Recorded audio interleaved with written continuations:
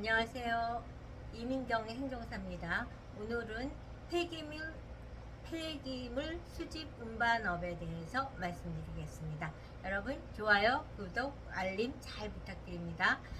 최근에 부쩍 폐기물 수집 운반업에 대해서 연락을 많이 주시고 저 또한 이 아이템을 선호합니다.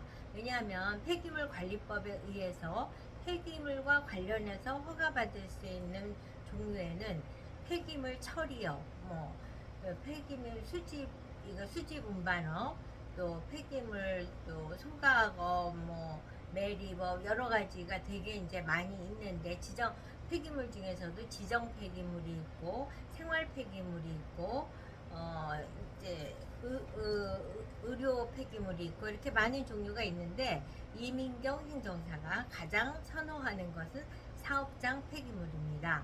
왜냐하면 이제 사업장 폐기물은 지자체에서 관리하고 있고 우리 가정이나 회사나 이런 데서 나오는 각종 폐기물을 의미하고 그래서 이제 조금 트럭을 준비하는 거며 여러 가지가 조금 편한 편입니다. 그에 비해서 생활 폐기물 같은 경우는 각 집에서 나오는 음식물이랑 또 폐기해야 되는, 그러니까 수집 운반업에서는 소각도 하고 재활용도 하고 이렇게 종류가 되어 있는데 생활 폐기물은 우리가 쓰레기 봉투에다 담아서 폐기하는 그 폐기물과 또 음식물 폐기물 이런 것을 이제 생활 폐기물이라고 하는데 이거는 굉장히 경쟁도 심하고 매번 수시로 신청이 가능한 게 아니라 그 공고가 나와야지 할 수 있는 거기 때문에 제한적이라고 볼 수 있죠.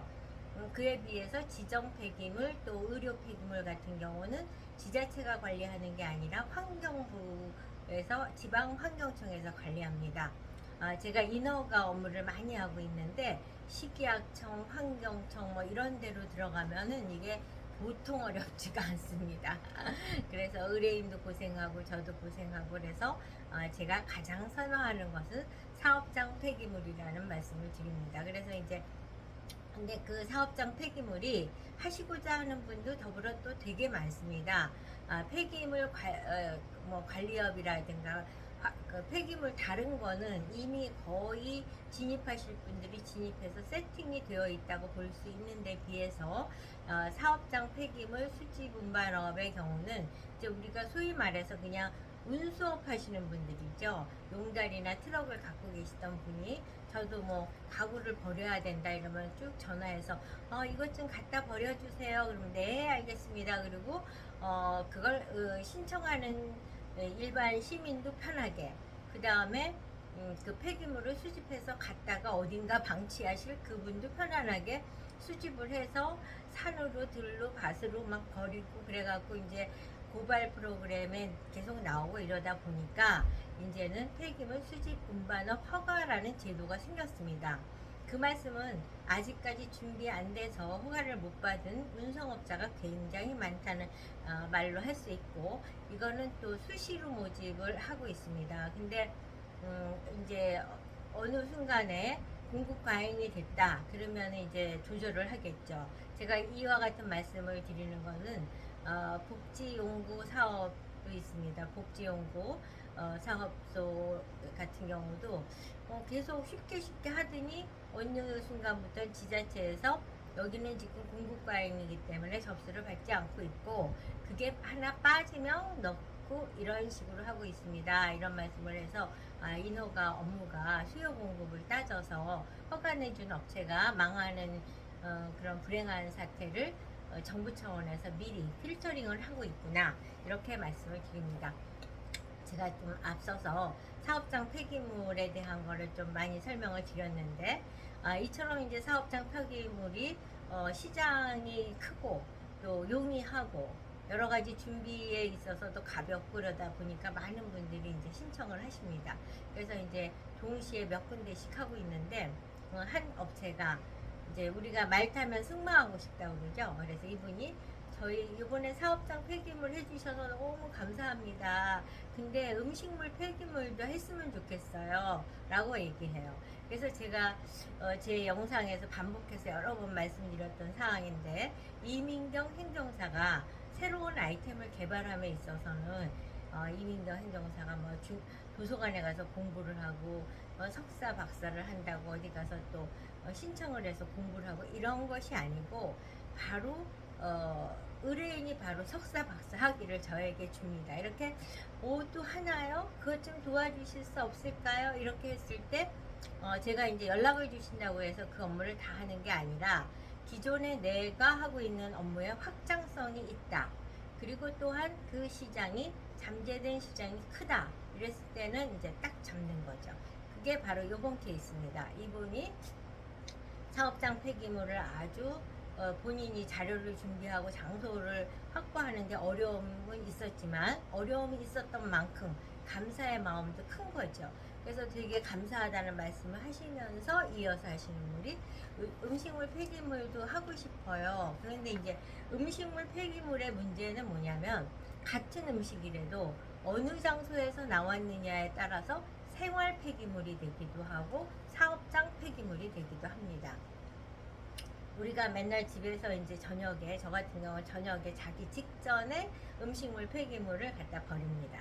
이제 이와 마찬가지로 뭐 식당, 우리 거리에서 만날 수 있는 뭐 테이블 10명 테이블, 20명 테이블 이런 소규모 식당에서도 음식물 폐기물을 이제 버립니다. 그러면 이런 것은 생활 폐기물에 속합니다. 그렇다면 사업장 폐기물은 어떤 거에 속하냐? 100명 이상의 단체 급식을 하는 식당, 또 200평방미터 이상의 대규모 식당, 이런 곳에서 나오는 폐기물은 사업장 폐기물에 속합니다. 그래서 이와 같이 이제 대규모로 음식물 폐기물이 나올 수 있는 곳을 본인이 확보할 수 있다. 그러면 사업장 폐기물 수집 운반업을 이미 등록이 됐잖아요. 거기에다가 음식물 폐기물 수집 운반을 폐기물 종류 중에서 이제 포함을 시켜서 이렇게 추가 변경 허가를 받게 되는 거죠. 그래서 이렇게 폐기물 수집 운반업을 할 때 사업장 폐기물 수집 운반업을 한 다음에 음식물 폐기물을 추가해서 변경 허가를 받습니다. 그러면 이와 같이 다른 물품, 왜냐하면 우리가 폐기물 수집 운반업을 할 때 그냥 큰 타이틀로 폐기물 수집 운반업만 하는 게 아니라 계획서 안에 저는 이러이러한 폐기물을 수집할 것입니다를 다 나열을 해야 됩니다. 근데 그 나열한 곳에 이제 음식물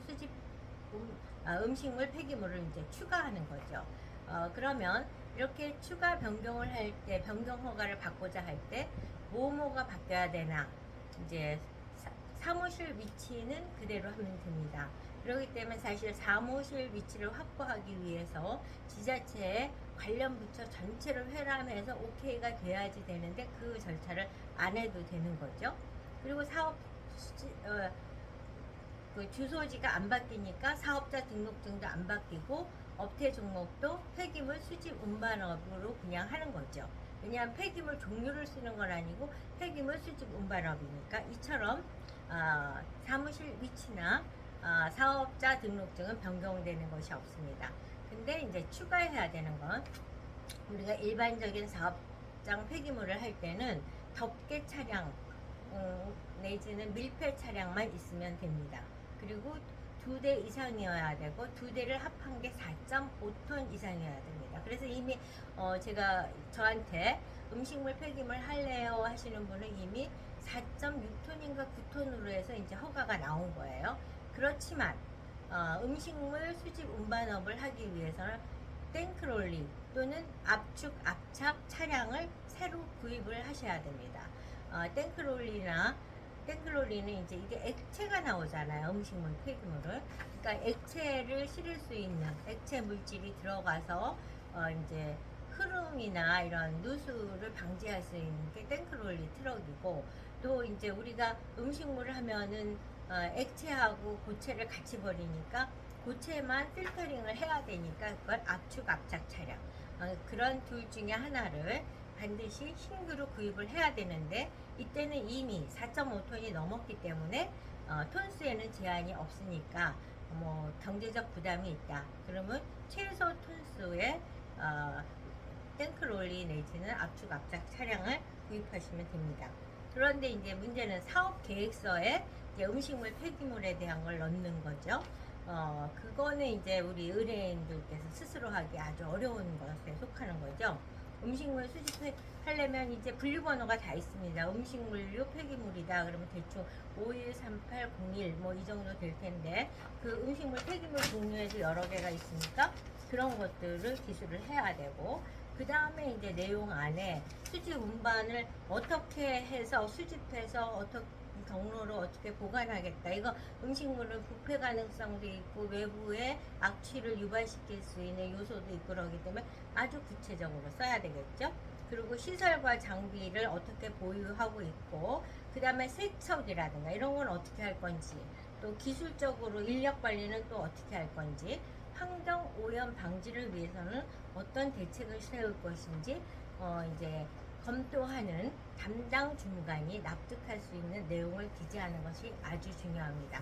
그래서 제가 오늘 말씀드리는 것은 폐기물 사업을 하고자 한다면 가장 용이하고 아직까지 진입할 나머지 룸이 남아 있는 것이 사업장 이제 폐기물 수집 운반업인데 다른 거는 지정 폐기물이라든가 의료 폐기물 이런 것들은 굉장히 어렵습니다. 환경 보호로 가기 때문에 그에 비해서 사업장 폐기물 수집 운반업은 지자체에서 하고 있고 그러기 때문에 이제 좀 덜 까다로운 절차라고 볼 수 있기 때문에 그건 일종의 이제 운송 사업을 하시는 거죠. 이걸 강조해드리고 그리고 그거를 하실 적에 이제 중요한 게 사무실이 도시계획에도 없어야 되고 상수원 그 오염 유발 상수원 지역에도 포함이 안 돼야 되고 그러니까 팔당 상수원 오염 특별 대책 지역이 아니어야 된다는 말씀을 드리는 거죠. 수도권인 경우는 그럴 확률이 아주 높습니다.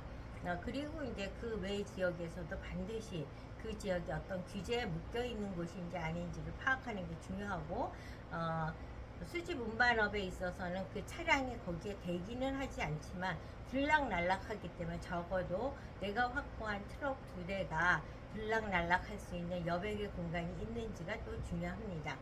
그리고 이제 사업계획서를 작성을 하고 또 건축물이 또 임시 건축물일 때는 그 건축물에 해당되는 거 그리고 그 임대차 계약서는 3년 임대차 계약서고 상대방 계약자에 대한 것을 입증하는 서류가 반드시 제출되어야 된다는 점.